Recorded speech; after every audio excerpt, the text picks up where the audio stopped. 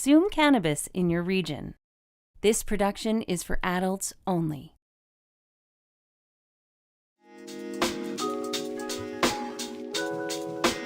Have you seen the Slash? Made by users for users.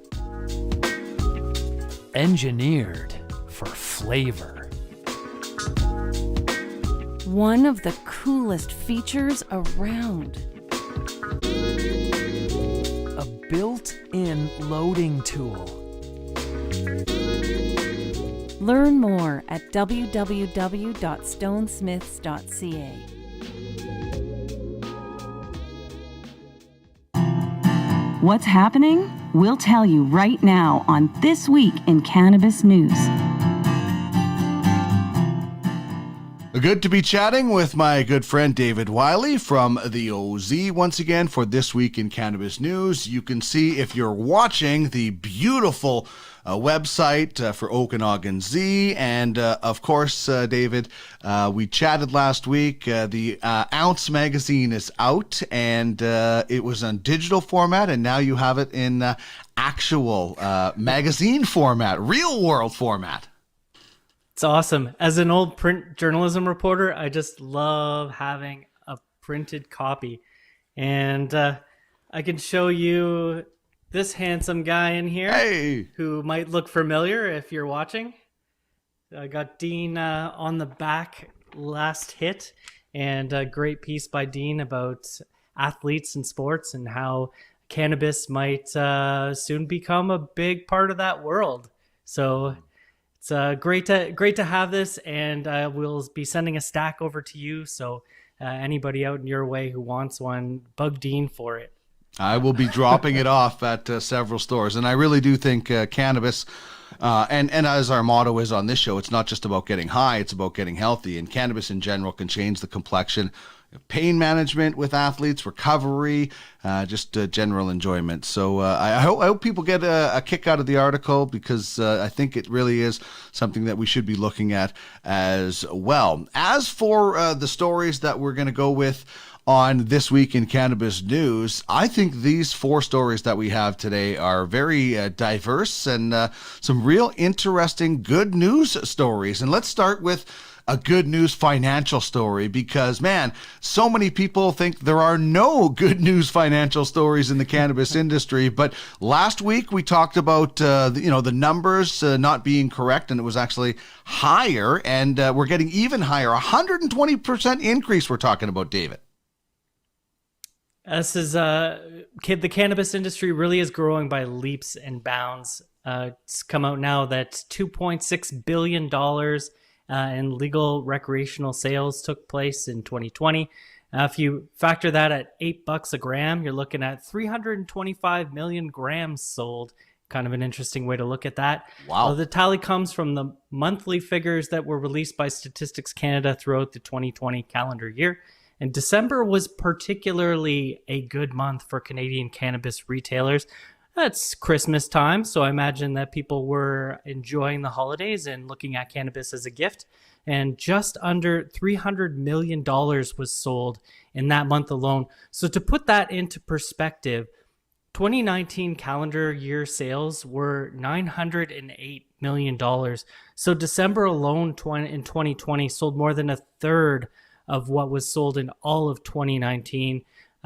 This also, 2020 was the year where legal recreational sales alone overtook illicit sales.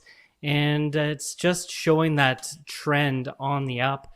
Even as we talked last week about the difference between the calendar year sales, $908 million, and the fiscal year sales in 2019 of $1.3 billion. It's a stark difference just between those few months that change in the fiscal and calendar year. And Statistics Canada, one of the researchers who monitors these sales numbers, when I talked to him, even he was surprised at how fast the cannabis industry is growing, because you don't normally have that big of a gap between a fiscal and a calendar. So, and now we see the difference between 2019 and 2020, and it really is mind-boggling. And all provinces across Canada are actually seeing double-digit percentage increases in monthly sales totals month to month. So it's really a hot industry right now. Yeah, it really is. And you know, the one quote from this article that I really love that we have up on the screen if you're watching is that you mentioned it, legal sales of recreational cannabis overtaking illicit sales for the first time. And I honestly, I didn't think this was going to, you know, we're 2+ years in. This is happening very quick, much faster than I expected. And you know, I think people, there's going to be somebody on some block corner probably selling booze some point, just like there's moonshiners still out there doing that. But I think we're seeing a trend, and it's only going to get better. And at some point, I don't know, do you see the illicit market being almost negligible? I think it'll always be there in some form or fashion. I think that we're going to see a lot more home growers as time goes on too, and those sorts of things might have an impact on cannabis retail sales. But overall, as brick and mortar stores continue to increase, as normalization continues to take place, as the products become more diverse and more familiar to people, particularly when Cannabis 3.0 hits, and we're seeing products that mimic the ones that we have in our household now, but contain cannabis, as regulations over CBD ease, the industry is just poised for growth upon growth upon growth. Yeah, and you know what? That you made a really good point in that you know, maybe there's people that still are buying from the illicit market that might get into growing their own, and then those illicit sales drop that way as well. But clearly, you know, cannabis sales are up, particularly when you look at you know, the 4 biggest provinces when it comes to cannabis retails, being Ontario, Alberta, BC, and Quebec, which kind of surprised me because everything I've heard about Quebec is everything is so strict. I mean, you know, they were one of the provinces that wouldn't let people grow, so a little bit surprising. Maybe it speaks to the appetite that people have despite, you know, the even stricter regulations. Yeah, and also just the force of their population. Quebec is a pretty big area, you know, and whether you come in from a province that is friendly toward it or not friendly toward it, there are all kinds of people within every province that just love the cannabis plant. Indeed. Well, this is a story that, you know, I'm glad to see an outcome, a possible, you know, fixture of what was a very expensive issue for Vancouver pot retailers. Oh man, Vancouver City Council voted to cut the $34,000 a year legal cannabis retail fee that they have to pay every year. I mean, that's gotta hurt. $34,000 really could buy you a full-time employee, and feels like that's what we should be using that money for. But you know, what they will use it for is up to them. The motion passed last week, and think about it in contrast of liquor stores who pay an annual fee of $429. Just a sliver. It's 80 times less than what legal cannabis is paying. It's actually the highest fee in Canada and was put into place before legalization for medical dispensaries. So Councillor Rebecca Bly from Vancouver says that in response to all this, the illicit market is growing and the legal market is not in Vancouver, which is back asswards. And she says that the move is meant to help licensed retailers thrive. She says that she hopes that these retailer fees, once they get updated, hopefully at the end of the year, will be more comparable to the liquor store fees. And as for where that revenue goes from the fee, it's actually spent around enforcement on the illicit market. And so that's what that's being used for. Maybe that's a reason why we're seeing greater amount of enforcement in Vancouver, you know, when compared to other parts of the province here. Maybe not. As for what's happening with the next steps, city staff have been directed to come back with a recommendation before the licenses need to be renewed again December 31st, 2021. So they have some time to figure out what that fee is going to look like. Well, the kind of the really encouraging thing about this is the vote was, I think it was unanimous. I think there was one absentee counselor, but everybody was in favor of this, which is encouraging because, as we've often said on this program and many others, is the cannabis industry doesn't want any special treatment. This one equal treatment, right? Like, we're not asking as an industry to bend the bylaws. We're just asking us to put us on the same level playing field as everybody else so that we can also be able to feed our families and things like that. And so this is a good step, and hopefully there's more steps. You and I have talked about it, whether the Canada Health Act and the regulations and the restrictions. They just want level playing field. And Vancouver City Council looks like they're putting retail stores in the industry of cannabis on that level playing field with this move. And who gets hit when these fees are so exorbitant? It's the consumer. Yeah. Of course the retailers suffer. At the end of the day, it's the consumer that pays the price for that fee through the price on weed. And yeah, as that counselor said, that doesn't do anything to combat the illicit market. Yeah, indeed. All right, we have talked about some kind of innovative companies and different things in the past, and this is a story that just warms my heart. Like, this is amazing. And I've had a few really environmentally conscious LPs from out east on my program already, and I've actually already reached out to this company because I love this idea so much. So tell us about what this Nova Scotia cannabis company grower what they're doing. Nova Scotia cannabis producer Aquilita. They're using ocean-sourced plastic containers for their cannabis products. They're based outside of the Atlantic coast city of Halifax, and they're making the recycled cannabis containers through a partnership with Sana Packaging. The first order of containers were made using 2 tons of plastics reclaimed from the ocean. Aquilita's products around the country are going to begin transitioning to this new packaging over the next few months. It's already being used on their 5-gram containers of their medical cannabis, and now their recreational brand Reef is going to start using the new packaging next month. And these are the kinds of solutions that I think people have been wanting. We've heard so much from cannabis consumers who are interested in purchasing more sustainable types of packaging.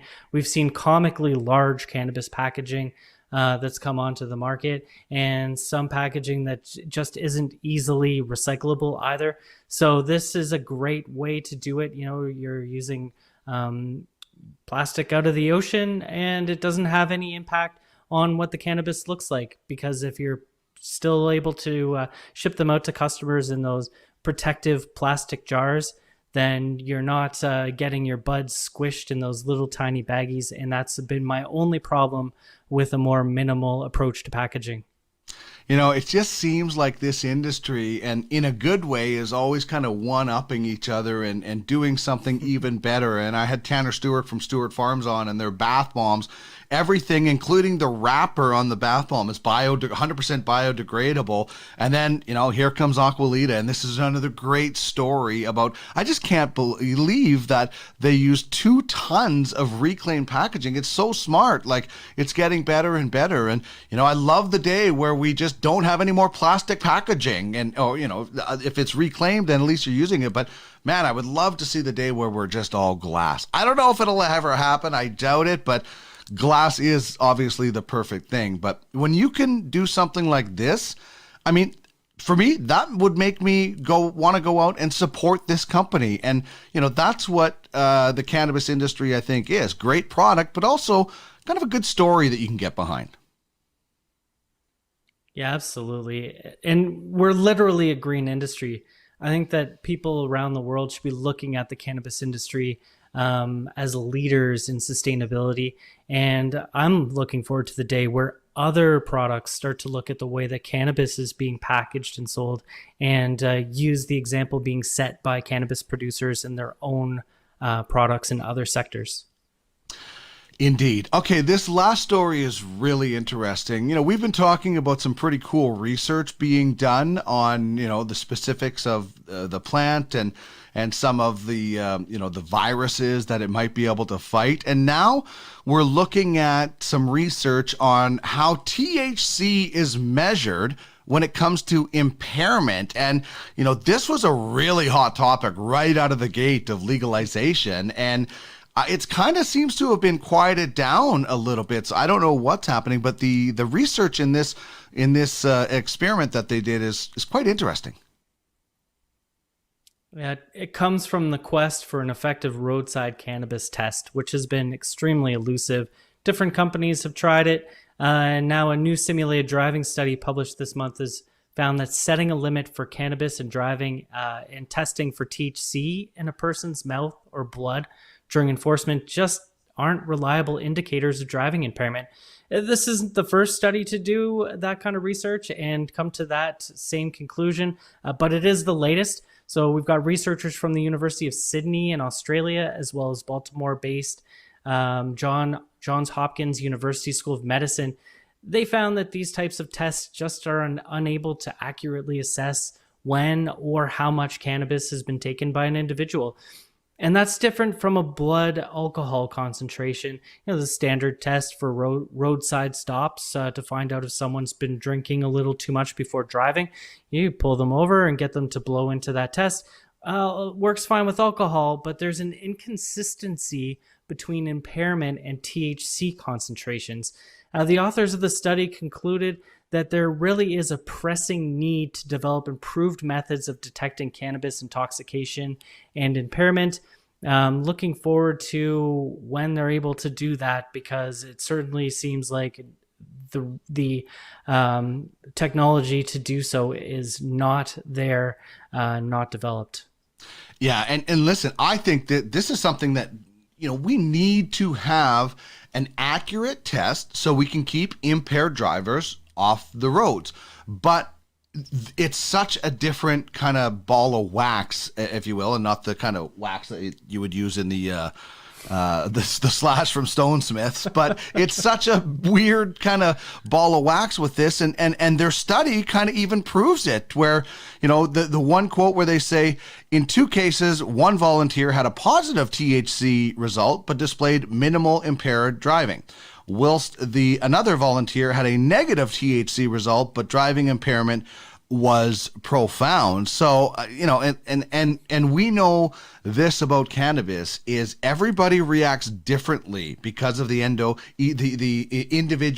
endocannabinoid system that we have within us. So somebody could have a joint and be really, really look impaired, and another person could have the same thing and be totally fine. So this just has to be nailed down 100%, or all these things, or a lot of these cases, could be overturned down the road if they're indeed charged with something.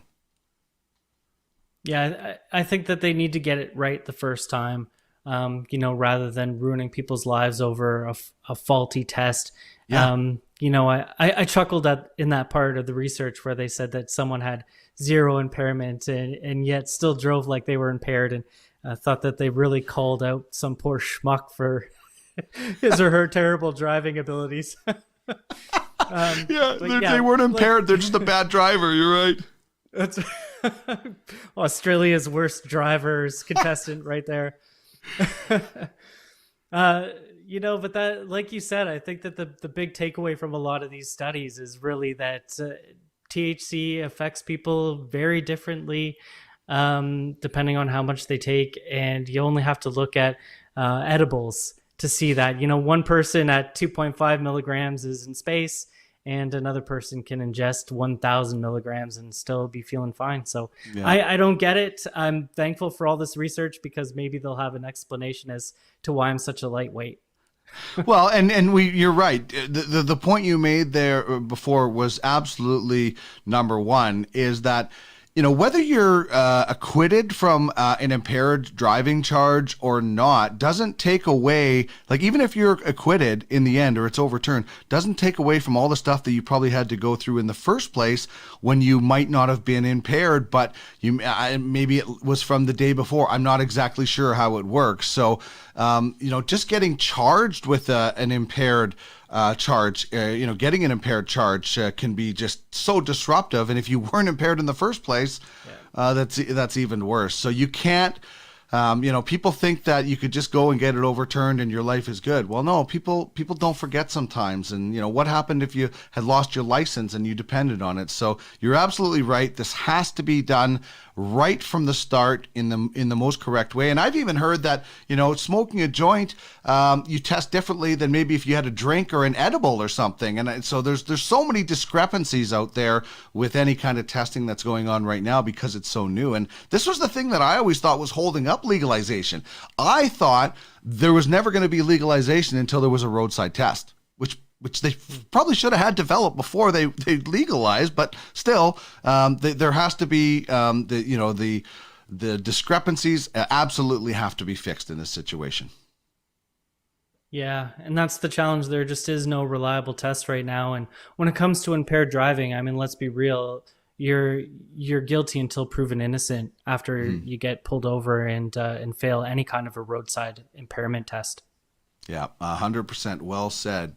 You can check out the OZ at OkanaganZ.com. You can download the digital copy of the new magazine. I can't wait to get my hands on the actual magazine. And when I do, I'll be getting it out to some great stores. So check out OkanaganZ.com and find them on Twitter at OkanaganZ. David, thanks as always for joining me, man. Have a great week. You too, my friend.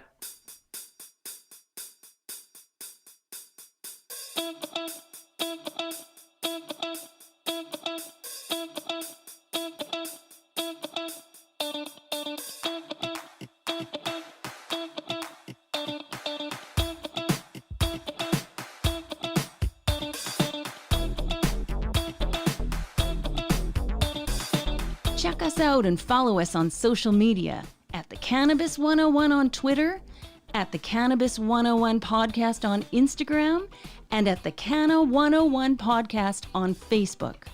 You can email us at cannabis101podcast@gmail.com.